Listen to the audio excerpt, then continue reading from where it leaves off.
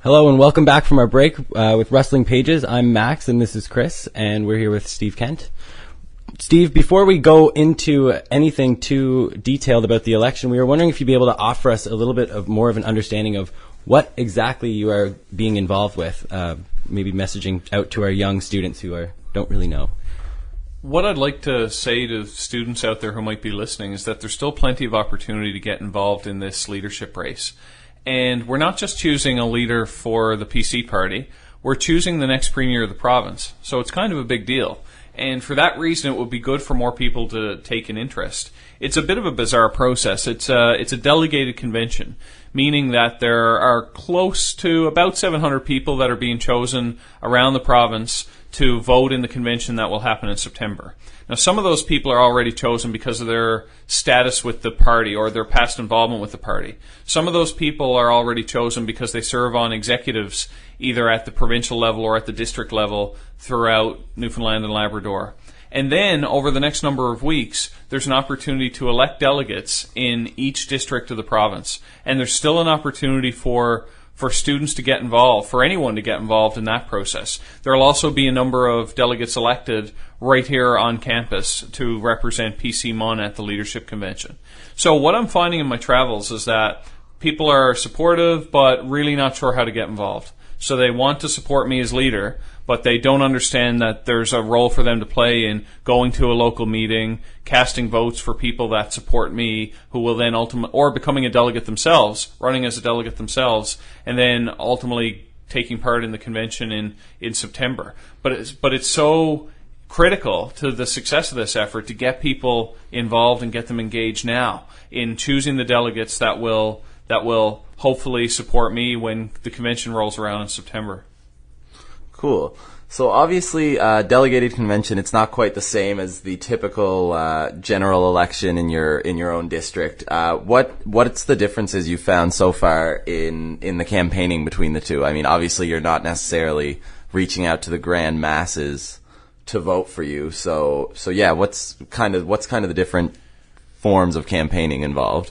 So the focus has to be on securing the support of as many of those 700 people as possible, marketing to the ones that are already chosen, and then focusing on how to try and win those delegate selection meetings that are taking place around the province so that more of my supporters will be able to cast a vote for me in the convention. So that has to be the focus, but at the same time, this race for me is very much about the future. It's about who can win the election in 2015 and beyond. And for that reason, I also want to connect with people throughout Newfoundland and Labrador to give them a sense of what I stand for and what I'm all about, and to show them that for the PC party, I am our best shot at victory in 2015. That's what this race is about, and for that reason, I'm not just simply spending my time talking to 700 people. There's a lot more people out there in the province that I hope can take an active interest in this race.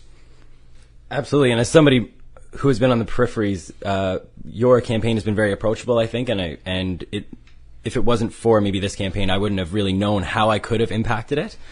So I thank you for that. So what have your sentiments been towards this election so far? The leadership race has been very positive so far, and I hope it stays that way.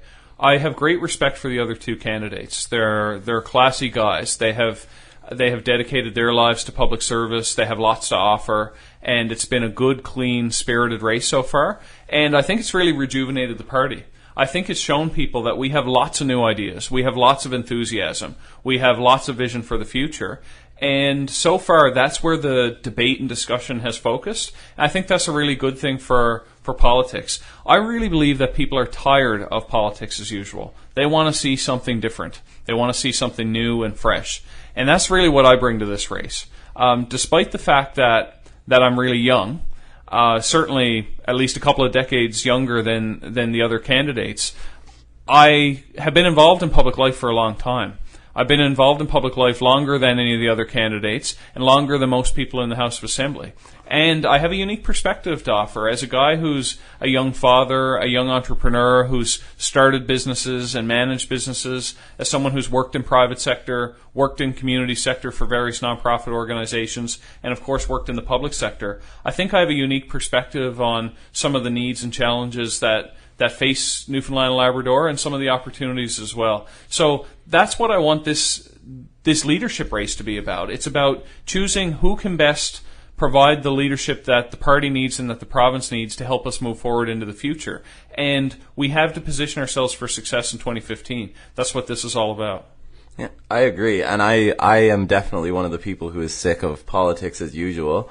So we talked a little bit about the leadership election. Do you maybe want to talk about some of your past election experiences, maybe some of your earlier ones that people don't know as much about? They go back a ways. My first election was in grade 4 in Mrs. Webb's class at St. Peter's in Mount Pearl. And there were several elections that year. I lost one and won one. I was the deputy mayor of our class for a term, and I was the mayor of our class for our term. My political rival at the time was who's still a good friend, is Patrick Boyle, who is a very accomplished musician, now living on the west coast of Canada, but comes back to visit quite a bit, and is a talented educator and musician. Anyway, so with the class elections in Mrs. Webb's class were where I got my entry into the political process, I guess. And Pat was a formidable opponent, that's for sure. Then, several years later, I ran for student council. And student council in high school can sometimes be a bit of a popularity contest.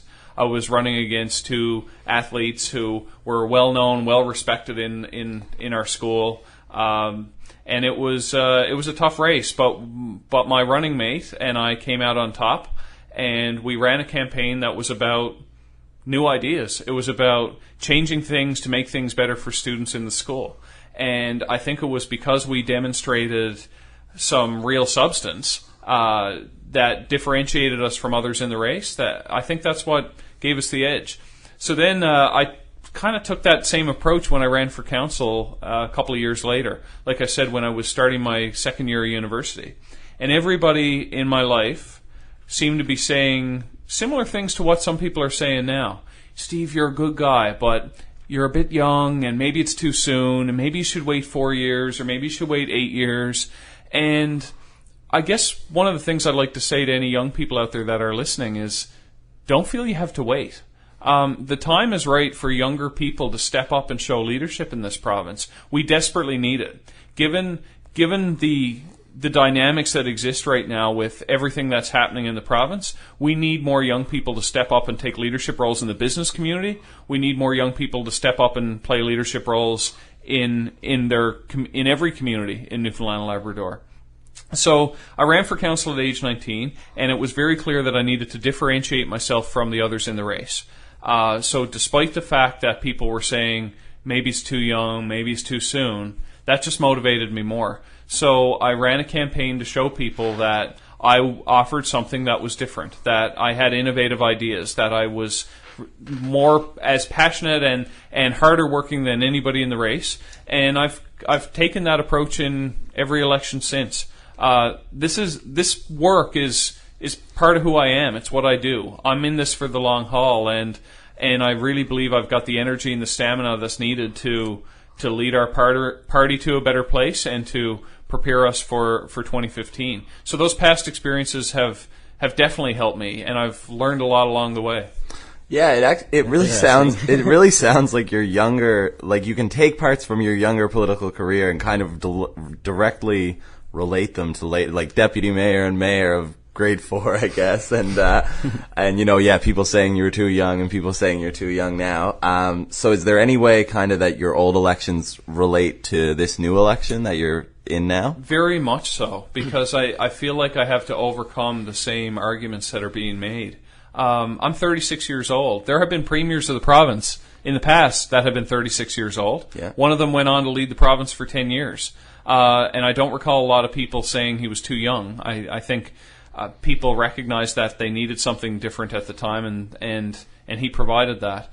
And I really believe that beyond the fact that I have a youthful perspective, and a perspective that'll help me connect with a lot of people in the province, because I am a young parent, because I've been building a career here, because I've been a young entrepreneur here. I think that'll allow me to connect with people. But beyond that, I've been involved in public life for longer than most people that are in provincial politics today. I've been in an elected office for 17 years. I have tons of experience. I have a master's degree in management from McGill University. I have an undergraduate degree from here at Memorial. I've run businesses. I've led nonprofit organizations. These are things that I've worked for big companies. I mean, these are things that a lot of people don't know about me. What they do know is that he was a young guy in Mount Pearl who got elected to council. Now he's an MHA. He's been a minister in a number of portfolios. But I'm not sure that everybody really knows who I am and what I'm all about. And I think people in Mount Pearl do, and people probably within a reasonable distance of my community do. But there's a lot of people across the province who I need to connect with and let them know who I really am and what I'm all about and what I bring to this that's unique and that's different and that's going to help me be the right guy to lead our province forward. So how do all these, how does all the input from all these connections get incorporated into your actual campaign? Are you able to, it seems like, how do you navigate through all the perspectives and support that you're getting? I think the real challenge for me is to stay focused on the task at hand, which is securing as many of those 700 delegates as possible. And there's so much else that's happening that catches your attention. I mean, I want to connect with as many people in Newfoundland and Labrador in every community that I visit. I want to share my policy ideas on how I can make life better for people in this province and make our communities healthy and stronger and grow the economy. I want to talk about all those things and share all those things and connect with as many people as possible. But it's really important to stay focused on winning this convention. So that has to be my primary objective. In doing so, I think there are some opportunities to show people what I stand for and the fact that I'm offering something that's quite different than others. I've always been good at connecting people. And I think with some of the complex challenges we face as a province, it's about bringing the right people together to solve those challenges. You think of something as complex as healthcare, where there's no easy answers. The answer can't be what the Liberals are proposing, which is simply spend less money. And the answer can't simply be to spend more money. So it requires innovation, and it requires us to maybe pull together people within the system that can offer some of the right solutions, and maybe go out and find the best possible expertise we can to help solve some of the problems we face. So I'm good at identifying talent and bringing people together to solve problems, and I'm trying to take that same approach with my campaign. We got a lot of work to do in a very short amount of time. We need to engage as many people as possible. I want to let people know that there's room on the bus for everybody, and at the same time, I've got to stay focused on securing the delegates and winning the race. Good stuff, good stuff. So I think we're going to take a break now, and then we will get into a little more policy and platform when we get back. Thanks, Steve.